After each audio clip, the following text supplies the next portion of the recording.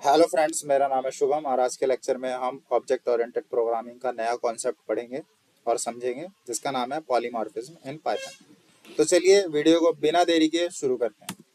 What is polymorphism? Video start करने से पहले मैं चाहूँगा कि आप अपने साथ एक पेन और नोटबुक रखें, जिससे आपको मेरा जो भी मैं आपको पॉइंट समझाता हूँ उन्हें आप नोट डाउन करते चलिएगा, जिससे आपको आगे के लेक्चर समझने में बिल्कुल भी परेशानी ना हो।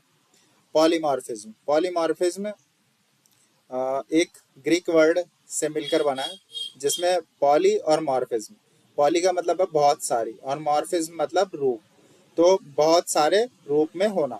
तो सपोज इस आप एक ही सेम नेम का मेथड यूज कर रहे हो, सेम ऑपरेटर यूज कर रहे हो या फिर सेम फंक्शन यूज कर रहे हो, उसका नाम तो एक ही होगा लेकिन अलग अलग जगह पे वो अलग अलग तरह की फंक्शनैलिटी का यूज करेगा, अलग अलग तरह से रिएक्ट करेगा।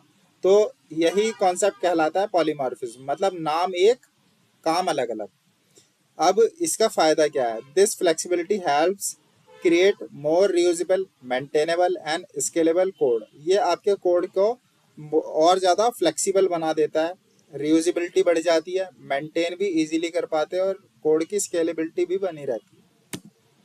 रियल लाइफ एग्जांपल के मुताबिक हम समझे हैं। सपोज आपने प्रोसेस पेमेंट नाम से एक फंक्शन बना दिया है, जो जितने भी आपके पेमेंट गेटवे होते हैं, यूपीआई कार्ड होते हैं, वॉलेट ट्रांजेक्शन होती है, नेट बैंकिंग होती है, सब जगह एक ही फंक्शन यूज किया जाता है जिसका नाम है प्रोसेस पेमेंट।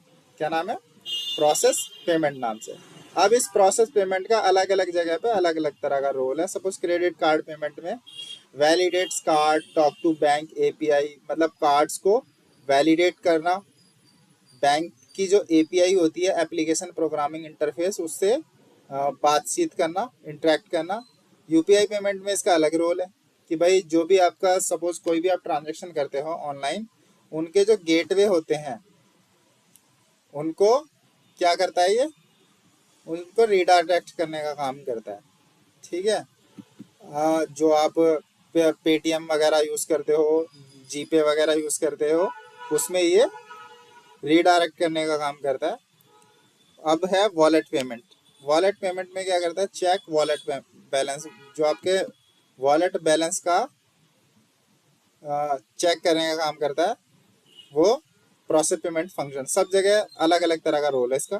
फिर है नेट बैंकिंग में भी इसका अलग काम है कि भाई जो भी रीडायरेक्ट टू बैंक लॉगिन, यानी कि जितना भी आपके बैंक के जो क्रेडेंशियल्स होते हैं उनको रीडायरेक्ट करने का काम करता है, उसमें लॉग इन लॉग ऑन करवाने का काम इसी का ही, इसी फंक्शन का है।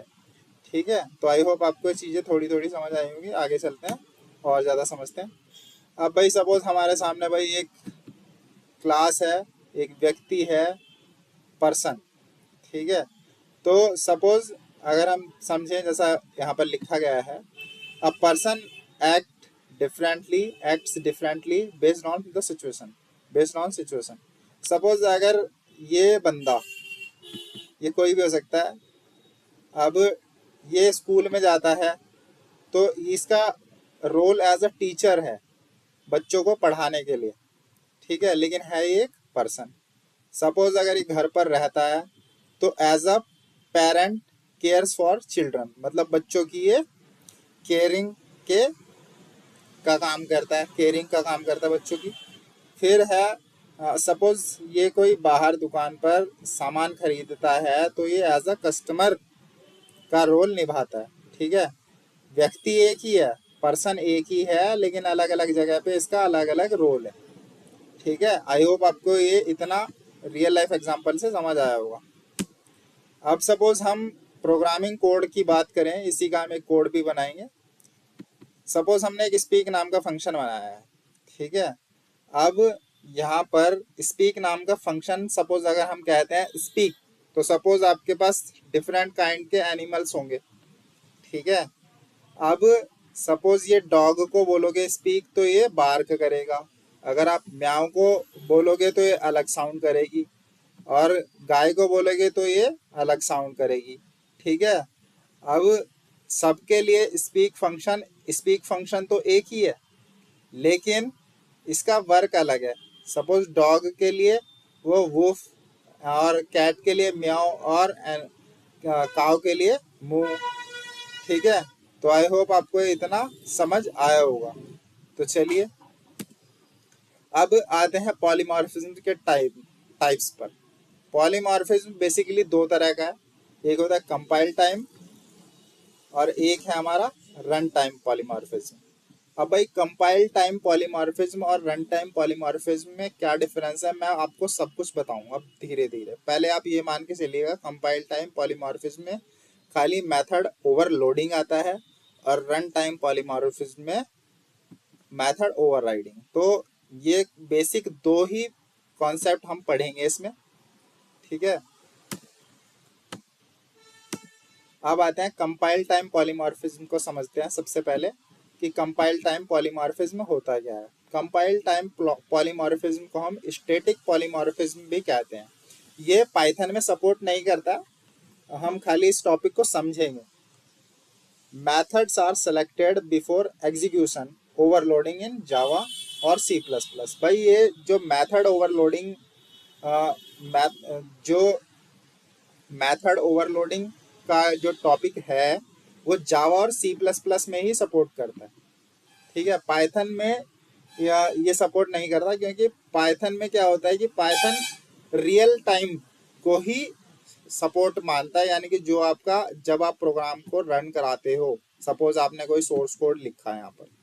ठीक है, यहाँ पर आपने कोई सोर्स कोड लिख लिया।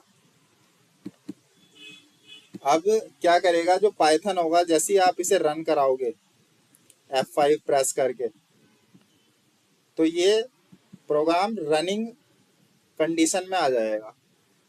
तो जब ये प्रोग्राम रन होगा तो जितने भी आपने इसमें मेथड्स बनाए होंगे, फंक्शंस बनाए होंगे, तो वो रन टाइम पर ही रिएक्ट करेंगे, या जो भी ऑपरेशन आपने उसमें लागू किया होगा, उसमें एम्फेसाइज किया होगा, वो तभी वर्क करेगा। तो पाइथन खाली रन टाइम पॉलीमॉर्फिज्म को ही सपोर्ट करता है, इसमें कंपाइल टाइम पॉलीमॉर्फिज्म नहीं होता। Compile time in the sense जब आपका प्रोग्रामिंग कोड बनने के बाद बिल्ड होता है। ठीक है, मैं उस प्रोग्राम को रन कराने की बात नहीं कर रहा हूँ, जब आप उसे प्रोग्राम को सेव करते हो तो वो कंपाइल हो जाता है प्रोग्राम आपका, मतलब जितने भी उसमें बग्स होती हैं वो कंपाइलर चेक कर लेता है कि भाई इस प्रोग्रामिंग में कोई कमी तो नहीं है कहीं पर। सपोज वहां पर कोई एरर आती है, ठीक है, तो वो कंपाइलर चेक कर लेता है। लेकिन पाइथन में ये चीज इंटरप्रेटर करता है। ठीक है, तो इसमें कंपाइल टाइम पॉलीमॉर्फिज्म नहीं कहलाता होता पाइथन में सपोर्ट नहीं करता ये। ठीक है, अभी आप इतना ही समझ के चलें। इसका एक कोड मैं आपको समझाऊंगा। मेथड ओवरलोडिंग, क्योंकि कंपाइल टाइम पॉलीमॉर्फिज्म को हम मेथड ओवरलोडिंग के नाम से जानते हैं। Simulated Python doesn't support traditional overloading, क्योंकि सपोज अगर आप कोई भी फंक्शन बनाते हो, सपोज हमने स्पीक नाम से दो फंक्शन, एस नाम से आपने फंक्शन बनाया और आपने एक एस नाम से दोबारा फंक्शन बना दिया, इसमें आपने पैरामीटर भेज दिया ए। ठीक है, ये दोनों सेम मेथड है, ये दोनों सेम मेथड है। लेकिन जैसे ही आप पाइथन में ऐसा कुछ करते हो, ठीक है, तो जो नया वाला आपका जो मेथड है वो पुराने वाले को रिप्लेस कर देगा। ठीक है, तो इसीलिए बोलते हैं कि जो कंपाइलर होता है, सॉरी इंटरप्रेटर होता है पाइथन में, वो मेथड ओवरलोडिंग सपोर्ट नहीं करता। ठीक है, क्योंकि यहाँ पर ऐसा हम सेपरेटली मेथड्स को डिफाइन नहीं कर सकते, फंक्शन को डिफाइन नहीं कर सकते, क्योंकि जो अगला वाला जो न्यूली क्रिएटेड मेथड होगा वो पुराने वाले को रिप्लेस कर देता है। लेकिन जावा में और सी प्लस प्लस में ये चीज़ें वैलिड है। अब मेथड ओवरलोडिंग का एक एग्जांपल देख लेते हैं। वैसे सपोर्ट नहीं करता, लेकिन आर्ग्यूमेंट्स आप कितने भी पास कर सकते हो। सपोज DEF ऐड के नाम से हमने 3 आर्ग्यूमेंट्स यहाँ पर बना रखे हैं। ठीक है, अब यहाँ पर आप कितनी 3 वैल्यू भेज सकते हो, 1 2 3। लेकिन जो डिफॉल्ट वैल्यूज हैं हमारे पास वो b की वैल्यू है 0 और c की वैल्यू है 0। ठीक है, b और c की वैल्यू हमारे पास 0 है। सपोज अगर आप नहीं भेजते, ठीक है, अगर आप c की वैल्यू नहीं भी भेजते तो जैसा यहाँ पर दिखा रखा है प्रिंट एड 5 + 5, 5 एंड 5, 5,5, तो a के पास वैल्यू आएगी 5 और b के पास वैल्यू आएगी 5, यानी कि जो पुराने वाली वैल्यू होगी वो रिप्लेस हो जाएगी। इसीलिए कहते हैं जो यहाँ पर ये प्रूफ करता है कि ये कंपाइल टाइम पॉलीमॉर्फिज्म को सपोर्ट नहीं करता। तो ये एग्जांपल है। आई होप आपको ये चीज क्लियरली समझ आई होगी इस प्रोग्राम में। अब है रन टाइम पॉलीमॉर्फिज्म, इसे हम डायनामिक पॉलीमॉर्फिज्म के नाम से भी जानते हैं। What it is, the method to be executed is decided during program, कि मतलब जब मेथड बन जाएगा तो उसके एग्जीक्यूशन टाइम पे या फिर उसके रनिंग टाइम पे हम डिसाइड करेंगे कि ये फंक्शन करेगा क्या, क्या आउटपुट देगा। ठीक है, तो इसे हम रन टाइम पॉलीमॉर्फिज्म या फिर डायनामिक पॉलीमॉर्फिज्म के नाम से भी जानते हैं। कहीं पर इसे लेट बाइंडिंग के नाम भी दिया गया है। अब आते हैं Python fully supports run time polymorphism using inheritance. इस चीज को भी हम समझेंगे। इनहेरिटेंस में डायनामिक पॉलीमॉर्फिज्म सपोर्ट करता है। अब देखो इसका एक एग्जांपल है हमारे पास। आप पहले भी ये चीज कर चुके हो लेकिन आज हम इसे थोड़ा नए तरीके से समझेंगे इनहेरिटेंस को। क्लास है एनिमल और डॉग क्लास है। एनिमल क्लास को हमने क्या किया, इसमें इनहेरिट कर दिया डॉग क्लास में। अब सपोज फंक्शन तो हमारे पास सेम ही है, स्पीक एंड स्पीक। अब जो फंक्शन हमारे पास है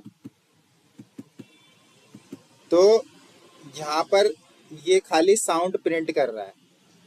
अगर आप एनिमल क्लास का ऑब्जेक्ट बनाकर इसे कॉल कराते हो तो ये प्रिंट करेगा साउंड। लेकिन अगर आप क्लास डी का ऑब्जेक्ट, डॉग का ऑब्जेक्ट बनाकर इसे कॉल कराओगे तो इसका आउटपुट बार का आएगा। ठीक है, तो मेथड ओवरराइड हो रहा है। ठीक है, यानी कि जो पुराना वाला मेथड है वो नए वाली वैल्यू को वैलिड मानेगा, तो इसीलिए इसका आउटपुट आया है बार। ठीक है, इसे कहते हैं मेथड ओवर राइडिंग का कॉन्सेप्ट, जिसे हम डायनामिक पॉलीमॉर्फिज्म के नाम से भी जानते हैं। आई होप आपको ये चीज समझ आई होगी। अब आते हैं प्रैक्टिकल की तरफ। आपके सामने ये कोड है जो मैंने दिखाया है आपको। सपोज यहाँ पर अभी डिफॉल्ट वैल्यूज हैं, ये कंपाइल टाइम पॉलीमॉर्फिज्म का एग्जांपल है। ठीक है, हम इस प्रोग्राम को आपको रन करके दिखाते हैं।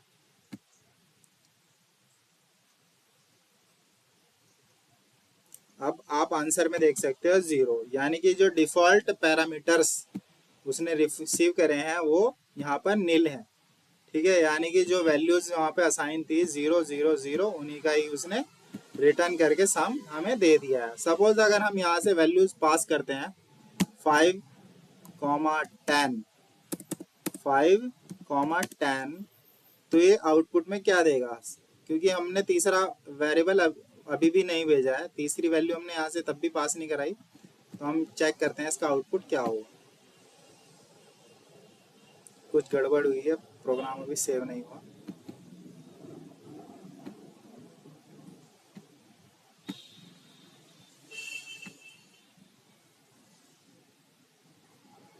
ठीक है,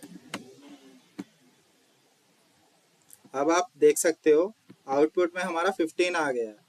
ठीक है, तो जो डिफॉल्ट वैल्यू थी वो सी की, वो अभी भी 0 ही है। ठीक है, अगर हम इसे दोबारा एक वैल्यू और पास करा देते हैं सपोज 20, तो ये जो थर्ड पैरामीटर है हमारे पास सी, इसमें भी वैल्यू असाइन हो जाएगी 20। ठीक है, तो अब आप देखिएगा इसका आउटपुट क्या आता है। इसे हम सेव कर देते हैं जिससे हमारे उसमें कोई दिक्कत ना आए आउटपुट में। अब आप देख सकते हो हमारा आउटपुट थोड़ा सा चेंज है। आउटपुट में हमारा 35 आ चुका है। ठीक है, आई होप आपको कंपाइल टाइम पॉलीमॉर्फिज्म समझ आया होगा। तो चलिए एक बार हम रन टाइम पॉलीमॉर्फिज्म या फिर मेथड ओवरराइडिंग का भी ये एग्जांपल करके देखते हैं।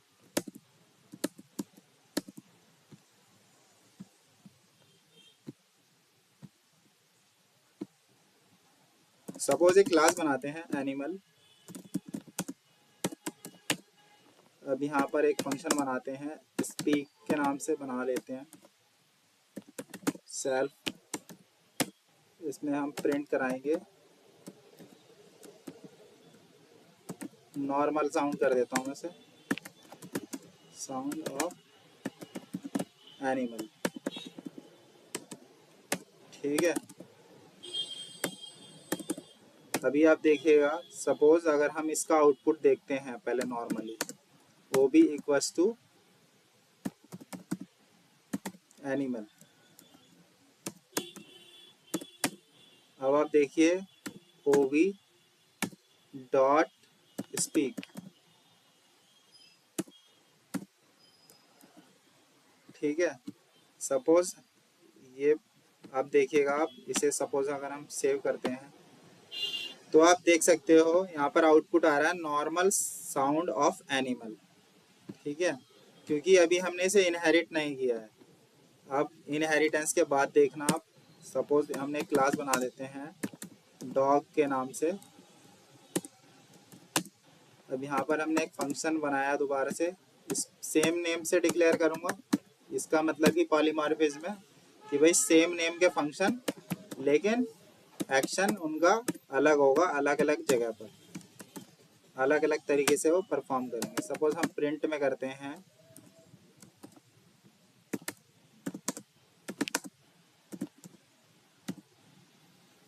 बार्किंग। ठीक है भाई, यहाँ पे लिख देते हैं वो। क्लियर है सभी को? लेकिन अभी हमने इसे इनहेरिट नहीं किया है, जब तक इनहेरिट नहीं करेंगे तब तक ये ऐसे ही रिएक्ट करेगा। तो एनिमल क्लास को हम इनहेरिट करते हैं। अगर हम इनहेरिट करते हैं तो ये वाला जो फंक्शन है वो अगले वाले फंक्शन को रिप्लेस कर देगा। अब यहाँ पर हम बनाते हैं ऑब्जेक्ट, वो नाम से बना सकते हो आप, किसी भी नाम से बना सकते हो, ABC अल्फ़ाबेट से किसी भी से बना सकते हो आप। अब बनाते हैं हम डॉग क्लास का ऑब्जेक्ट। अब करते हैं ओ डॉट स्पीक। ठीक है, इस प्रोग्राम को सेव करते हैं, इस कोड को रन करा के देखते हैं। अभी इसमें कुछ गड़बड़ है।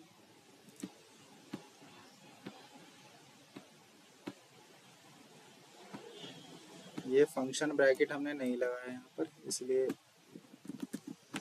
अब आप देख सकते हो। आप देख सकते हो जो पुराना वाला फंक्शन था उसने हमारा आउटपुट चेंज कर दिया है। मतलब जो पहला वाला कोड है हमारे पास, सॉरी, जो हमारे पास पुराना वाला कोड है इसका,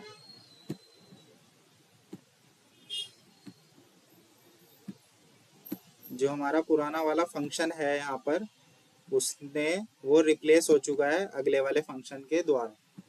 ठीक है, अगर आप पुराने वाले फंक्शन का भी ऑब्जेक्ट बना के कॉल कराते हो, सपोज पी के नाम से मैं बना देता हूँ, तो आप उसे भी यूटिलाइज कर सकते हो, इवन साथ ही साथ अगले वाले को भी कर सकते हो, पी डॉट स्पीक। आप देखोगे, इसे हम सेव कर देते हैं।